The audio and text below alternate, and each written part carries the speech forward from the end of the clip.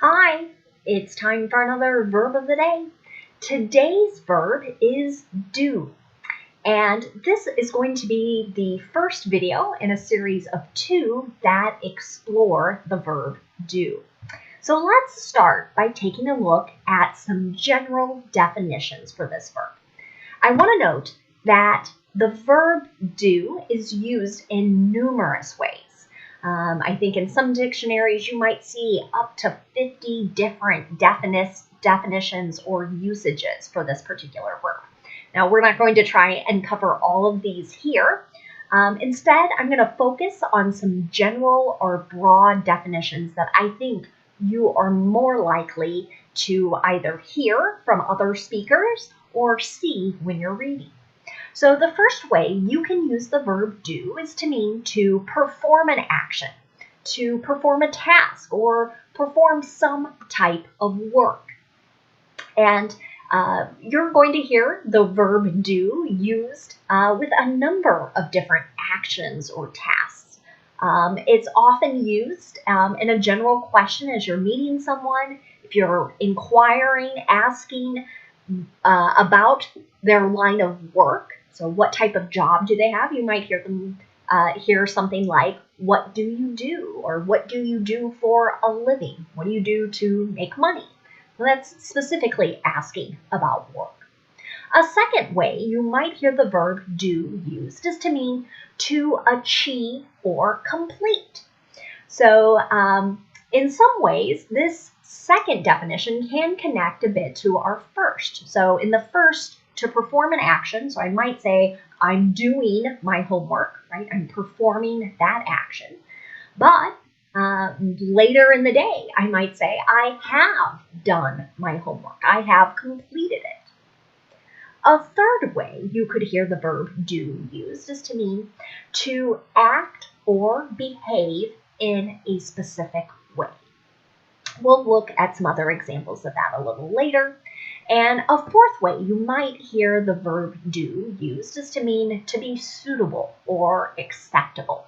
So as you're doing certain work, you might need a particular tool, and it might not be exactly what you want, but it might say, oh, this will do. This will be acceptable. This is suitable for this task. You should know that do is an irregular verb. To make the progressive tense, we're going to add ing to form doing. The past tense form of this verb is spelled did, and it's pronounced did. And the participle form of this verb is spelled done, and it's pronounced done. Now, we're going to take a closer look at some phrasal verbs that use do. And I want to note, since this is just the first day, I've sort of split my list in half. But again, there are so many meanings for this. I've tried to pick out things, again, that I think are more common or that you're more likely to hear. And the things I pick out tend to be used more in American English. So you'll see some maybe phrasal verbs in British English writing or speaking that may have slightly different usages or meanings, but that's going to be our focus today. So the first phrasal verb we'll look at is to do something about.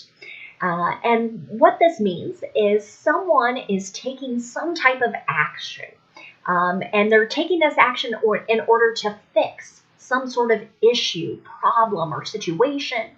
Or they might be taking it to try and manage someone who is a little bit difficult or maybe causing some problems. So let's look at an example sentence with this phrasal verb.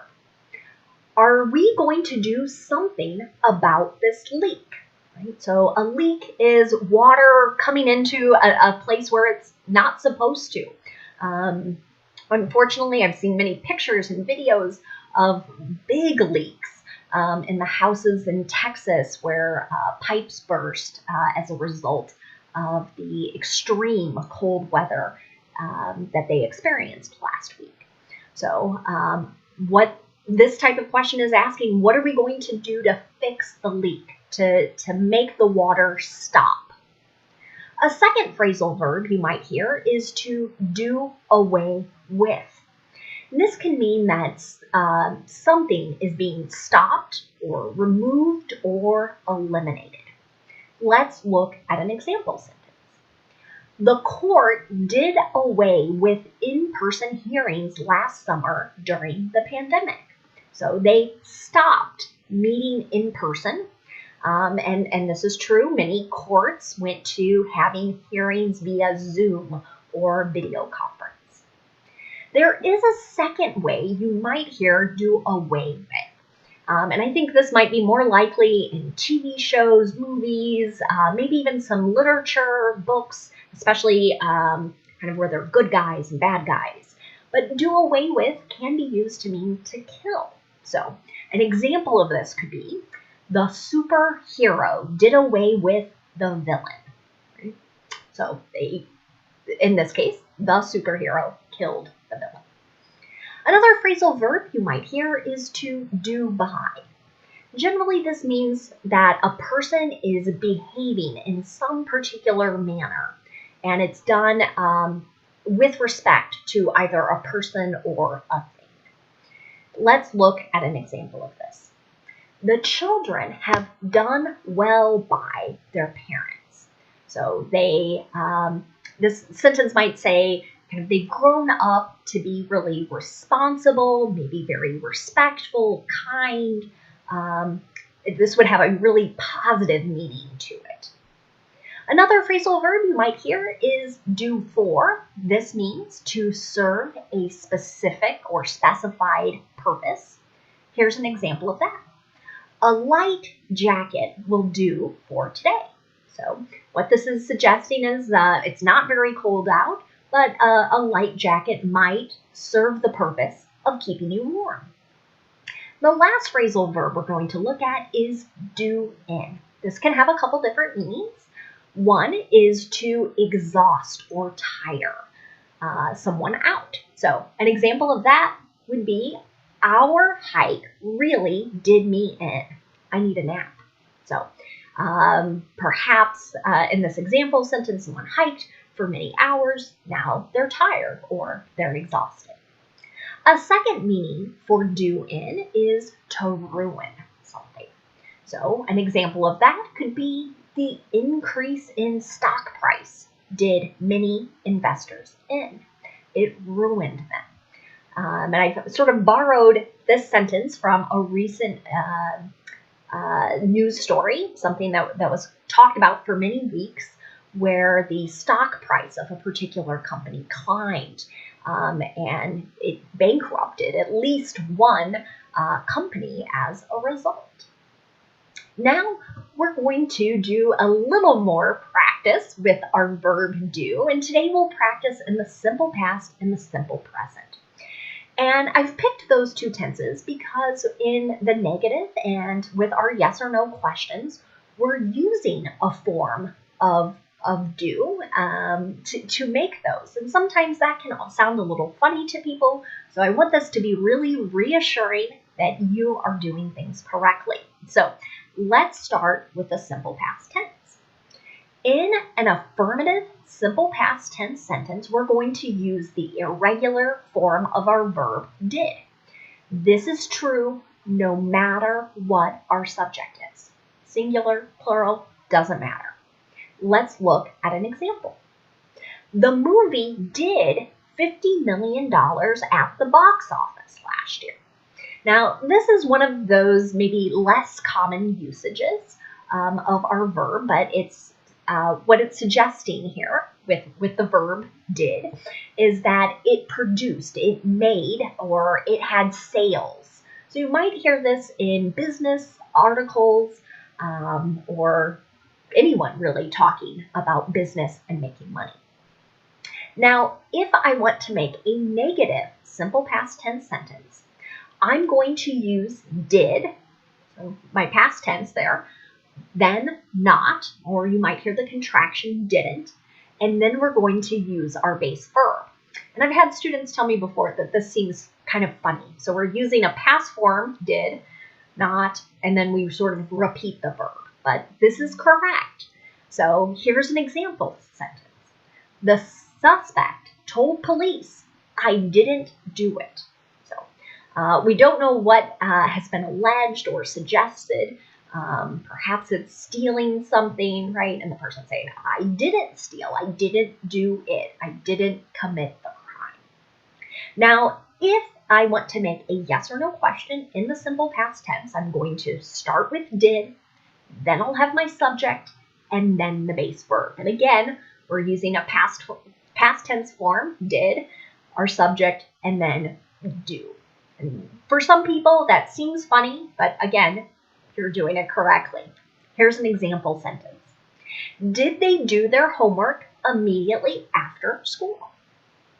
Now, let's take a look at the simple present.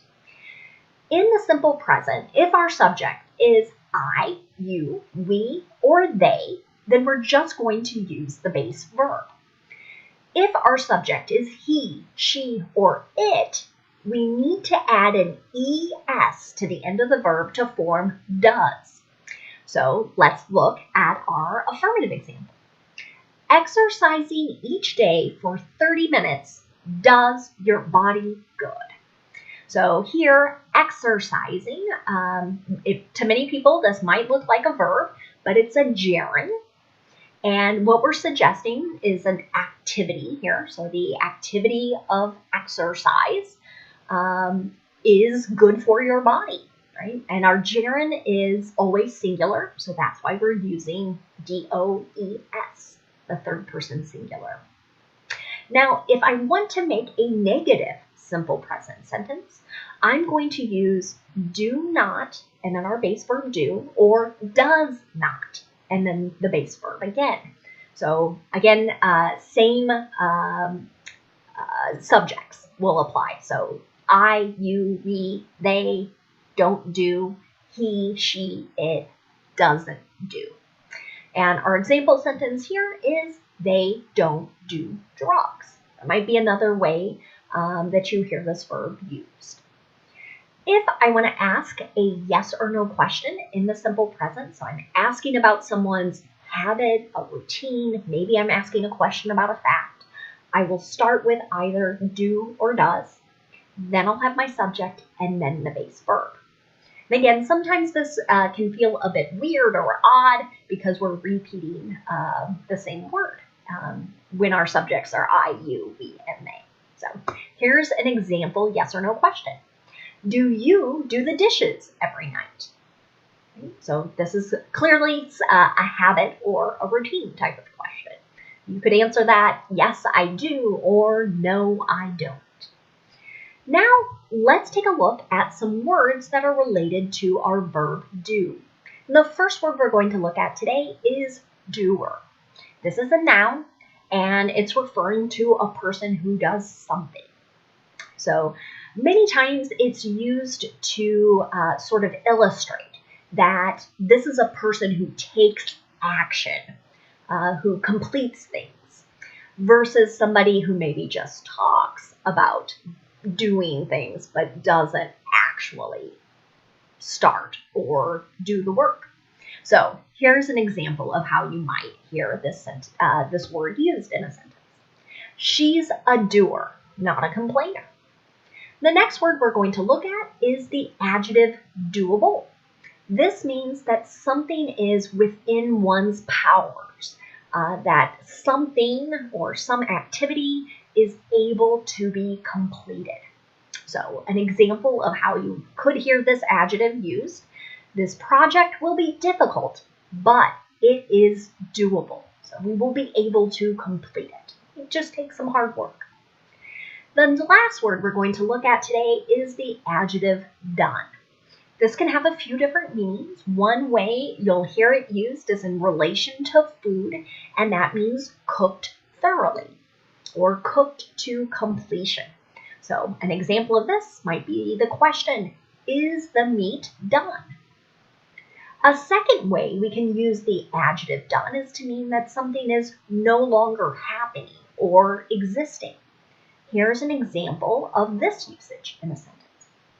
His days of being an athlete are done. So Perhaps now someone is very old, or perhaps this athlete has had some injuries and they are no longer able to compete in their particular sport. Thanks so much for watching today's video. I hope you have a great day.